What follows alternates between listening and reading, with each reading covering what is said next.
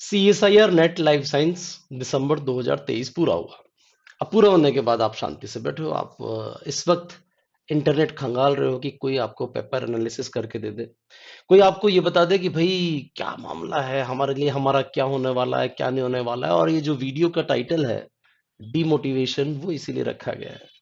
आपके दिमाग में सबसे पहला प्रश्न है एग्जाम देने के बाद, जिन्होंने एग्जाम दिया है थोड़ा बहुत भी ईमानदारी से, या संभावित तौर पे जून में एग्जाम देने वाले हो, तो पहली चीज आपके दिमाग में कीड़ा उठ रहा होगा, कीड़ा बोलता हूं मैं इसको, यार मॉर्निंग शिफ्ट में डिफिकल्टी होती है या आफ्टरनून शिफ्ट में डिफिकल्टी ज्यादा होती है।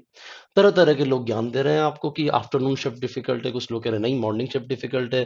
पेपर को टाइटल दिया जा रहा है moderate to easy, easy to moderate, moderate to difficult, difficult to something. इससे कुछ होने वाला है क्या? क्या दिसंबर का पेपर क्या वापस जून में रिपीट होने वाला है क्या? क्या जो लोगों को लगता है कि मॉर्निंग शिफ्ट वालों की किस्मत अच्छी है, आफ्टरनून शिफ्ट वालों की किस्मत थोड़ी सी बुरी है, क्या यही किस्मत रिपीट होगी क्या? नहीं, प्रोबेबिलिटी तो 1/2 होती है। तो थोड़ा सा इससे बाहर आइए। ऐसा कुछ भी नहीं होता कि मॉर्निंग शिफ्ट डिफिकल्ट है या आफ्टरनून शिफ्ट डिफिकल्ट है। मजे की बात है, स्केलिंग होती है। हर क्वेश्चन पेपर की स्केलिंग होती है। बच्चों ने जो जो अपीयर किया है, एवरेज मार्क्स किस तरह के हैं, किस पर्टिकुलर क्वेश्चन को किस तरह से अटेम्प्ट किया गया है, वहां जो पेपर बनाने वाले हैं और जो आंसर की बनाने वाले हैं, उनके पास एक प्रॉपर एल्गोरिदम है जिसके आधार पर वो डिसाइड करेंगे कि कौन सा टॉपिक कठिन था या कौन सा पेपर कठिन था, कौन सा सरल था, कौन सा सेक्शन कठिन था, कौन सा सरल था। इन सब के, और इन सब के चक्कर में आप मत पड़िए। हाँ, एक एक बात मैं आपको बता दूं कि अगर मॉर्निंग में एक्स टॉपिक में से ज्यादा क्वेश्चन है तो जाहिर सिंपल सी बात है कि जो आफ्टरनून में वाई टॉपिक में से ज्यादा होंगे, वापस उसी को रिपीट नहीं करेंगे। और ये आपकी किस्मत है। तो कहानी क्या है? कहानी ये है कि सब कुछ बहुत अच्छे से प्रिपेयर कीजिए भाई। कौन सा सेक्शन डिफिकल्ट था, इस पर भी बात करने का कोई मतलब नहीं है। सेक्शन सी हमेशा से इजी होता है। जहां आपको 75 क्वेश्चन यानी कि 75 क्वेश्चन में से 25 की ही चॉइस है, और जहां आप ये तलाश सकते हो कि मुझे कौन से 25 पढ़े हुए से हैं, मैंने ये नहीं बोला आते हैं, पढ़े हुए से हैं, तो आप आराम से, आपको लगेगा हाँ यार ये इजी है। वो बात अलग है 25 के 25 क्वेश्चन करके आने के बावजूद भी आपके जो सही हैं, जो स्पेशली जिन लोगों का सिलेक्शन होने वाला है, 18 से 22 क्वेश्चन वो लोग सही कर रहे हैं जिनका सिलेक्शन होने वाला है। बाकी तो राम भरोसे हो रहा है। सेक्शन ए हमेशा से ही डिफिकल्ट था क्योंकि आप बायोलॉजी वाले हो। आपके लिए सेक्शन ए ही डिफिकल्ट हो सकता है क्योंकि ये अपना बस का नहीं है भाई। सेक्शन बी सबसे डिफिकल्ट ही होगा क्योंकि 50 में से 35 क्वेश्चन करने हैं और 50 क्वेश्चन पूरे के पूरे सिलेबस में से खोद खोद के निकाले जा रहे हैं। इन डेप्थ क्वेश्चन आ रहे हैं, बड़ा पता नहीं कहां से, जिसके बारे में हम लोगों को भी नहीं पता होता, ऐसी ऐसी जगह से क्वेश्चन उठा के लाए जा रहे हैं।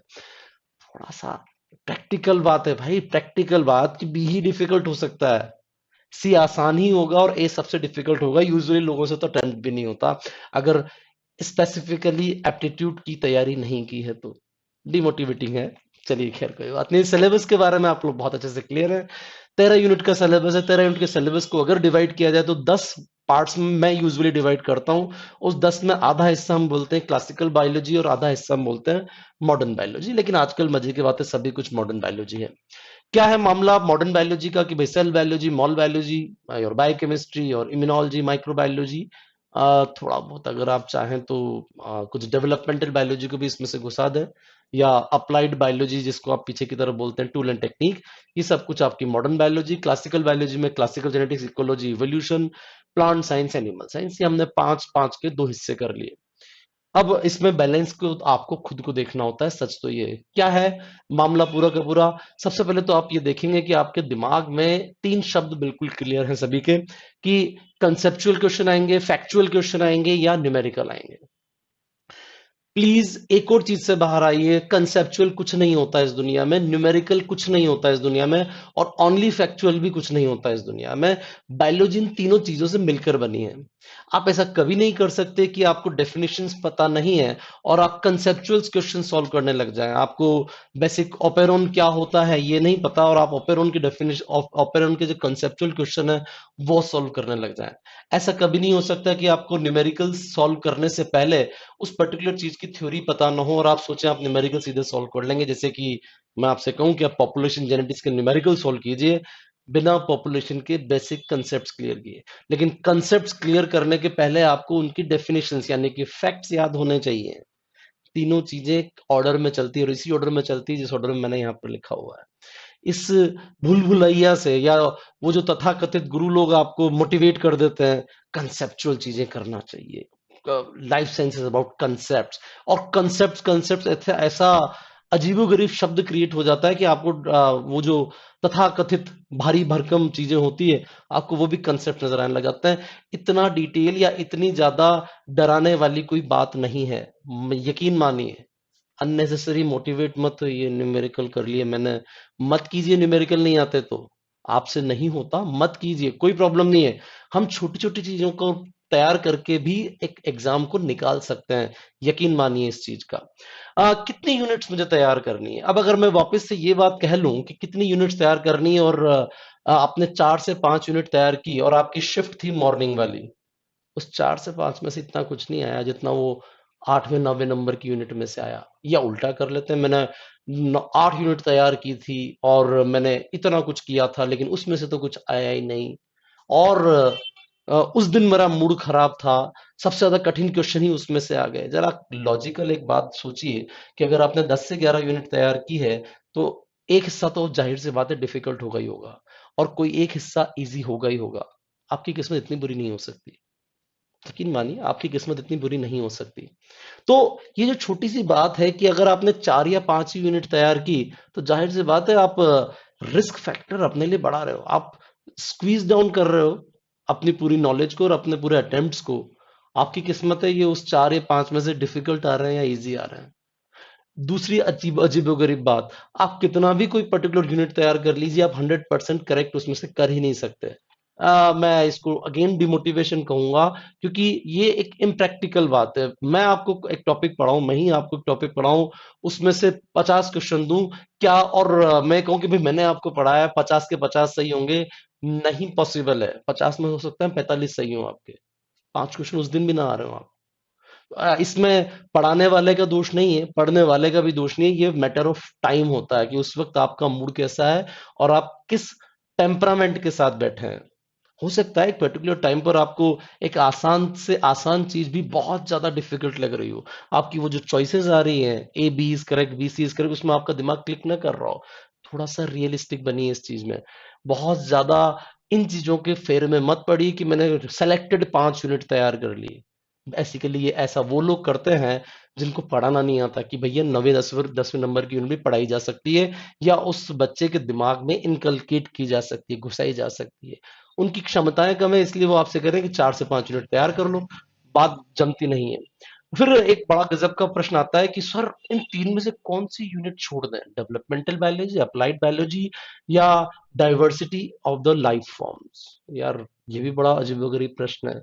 मजे की बात है आपने अपनी जिंदगी के पीछे वाले 2 साल यानी कि जो एमएससी के 2 साल हैं, इनमें से किसी ना किसी एक पे जरूर काम किया होगा, स्पेशली वो लोग जो बॉटनी या जूलॉजी बैकग्राउंड के हैं। How can you live it? एक ऐसी चीज जो आपने खूब जबरदस्त ढंग से पढ़ी है, आपको अब मैं पढ़ के नहीं जा रहा। अब की बार अगर आप दिसंबर वाले अटेम्प्ट के बारे में देखें, फाइलोजेनेटिक ट्री ड्रॉ करना था टेरिडोफाइट पे बेसिस पे, यानी कि बॉटनी में अगर आपको थोड़ा बहुत भी क्लिक कर रहा है वो कि हाँ टेरिडोफाइट के कैरेक्टर हमने पढ़े थे और फाइलोजेनी अगर हमने आपको पढ़ा रखी, दोनों को रिलेट करके आप निकाल सकते थे। यानी कि दो अलग अलग चीजों को रिलेट करना था, आसान सवाल था, किया जा सकता था। ऐसे बहुत सारे सवाल होते हैं जो आपकी बेसिक नॉलेज पर आधारित होते हैं लेकिन आप भयंकर मोटिवेशन के आधार पर आप चीजें छोड़ देते हो। तो मैं एक वर्कशॉप आप लोगों के लिए हम लेके आ रहे हैं, इस वर्कशॉप के बारे में आपको बता रहा हूं कि अगर आपने किसी एग्जाम की तैयारी सिर्फ मोटिवेशन के आधार पर शुरू कर दी है तो यकीन मानिए वो एग्जाम आपके लिए नहीं बना है। प्लीज इस मोटिवेशन की जगह पर रियलिटी लगाइए, वास्तविकता। 3 घंटे का एक वर्कशॉप हम लोग आपके लिए करने जा रहे हैं, 3 से लेकर 5 घंटे भी हो सकता है, जिसमें आपको सबसे पहले ये सिखाया जाएगा कि पहले तो आपकी गंभीरता परीक्षा के लिए है या नहीं है, ये आपको जांचा परखा जाएगा। कुछ वास्तविकताओं से आपको अवगत कराया जाएगा कि भाई क्या है एग्जैक्टली मामला। विषय संबंधित सोचना समझना निर्णय लेने की क्षमताओं पर काम किया जाएगा। इन 3 घंटों के दौरान में आपको बताया जाएगा भाई सोचते कैसे हैं। आपसे नहीं हो रहा मत कीजिए। ग्राफ का क्वेश्चन इकोलॉजी में भी आ सकता है तो इवोल्यूशन में भी आ सकता है, ग्राफिकल क्वेश्चन सेल बायोलॉजी में आ सकता है तो बायोकेमिस्ट्री में तो आ ही सकता है। लेकिन मुझे तो ग्राफ से डर लगता है, कोई बात नहीं, ग्राफ तो हर चीज पे बनेगा लेकिन सीखना पड़ेगा। आपको इस 3 घंटे की वर्कशॉप में ये सिखाया जाएगा सीएसआर नेट की तैयारी के लिए करना क्या-क्या होता है। आपको सिलेबस के बारे में वो तथ्य बताए जाएँगे जो मज़े की बात है आप डर के मारे छोड़ देते हो। टूल एंड टेक्निक मुझे नहीं आएगा। क्यों नहीं आएगा? आएगा। या अप्लाइड बायोलॉजी के कांसेप्ट मुझसे नहीं होंगे, होंगे, ज़रूर होंगे और ऐसी ही कोई चीज़ें हम आपको सिखाने की कोशिश कर रहे हैं। सिलेबस में आपने कितना कुछ एक्चुअल में पढ़ रखा है और अभी कितना बाकी है, ये आपसे ओवरऑल डिस्कस किया जाएगा और इन्हीं आधारों पर आपको आगे बढ़ना है। ये जो तैयारी आपको करनी है, उसमें समय कितना लगेगा? हो सकता है आप वो व्यक्ति हों, जो शायद 3 महीने में ही सब कुछ प्रिपेयर कर लें। हो सकता है आप वो व्यक्ति हो जिसको शायद 1 साल तक तैयारी करने की आवश्यकता हो। आप 2 अलग-अलग तरह के व्यक्ति हो। मैं ये नहीं कह सकता कि बैच 6 महीने का है, भाई आप तो बस 6 महीने में करके दिखा दो सब कुछ। मैं ये नहीं कह सकता कि आप बिना ही बात अपना समय ज़्यादा से ज़्यादा खराब कर सको। आपको टॉपिक करने की क्षमताएँ कितनी हैं? कितना आप तैयार कर सकते हो? आपसे जेनेटिक्स के न्यूमेरिकल नहीं होते, तो क्यों नहीं होते? आपसे पॉपुलेशन इकोलॉजी या मैं आपसे कहूँ कि बायोडायवर्सिटी आपसे तैयार हो रही है, तो न क्यों हो रही है, तो क्यों हो रही है? नहीं हो रही है, तो क्यों नहीं हो रही? ये सारी चीज़ें आपको देखनी पड़ेंगी। आपको ये देखना पड़ेगा कि टॉपिक को तैयार करना और उनसे संबंधित प्रश्नों के हिसाब से तैयार होना एक अलग-अलग बात होती है। दोबारा रिपीट कर दूँ, मैं आपको एक कांसेप्ट सिखा दूँ और उस कांसेप्ट से संबंधित प्रश्न सॉल्व करना सिखा दूं, ये दोनों अलग-अलग बातें होती है। आपकी प्रॉब्लम है कि आप भयंकर लेवल के एक मोटिवेशनल सेमिनार में जाते हैं और आपको टॉपिक तैयार करके दिखाया जाता है। याद करवाना बहुत बड़ी बात नहीं होती। उस याद करे हुए से प्रश्नों को सॉल्व करवाना ज़्यादा महत्वपूर्ण होता है और ज़्यादा इफेक्टिव वही काम आएगा। टॉपिक रट्टा मारना not a big deal at all, कोई बहुत बड़ी बात नहीं है।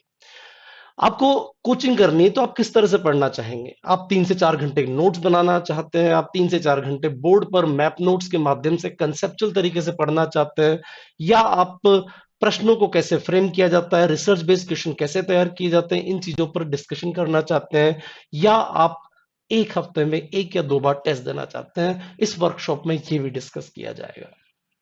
गूगल फॉर्म डिस्क्रिप्शन बॉक्स में दिया हुआ है, फॉर्म भरिए और फटाफट से आ जाइए।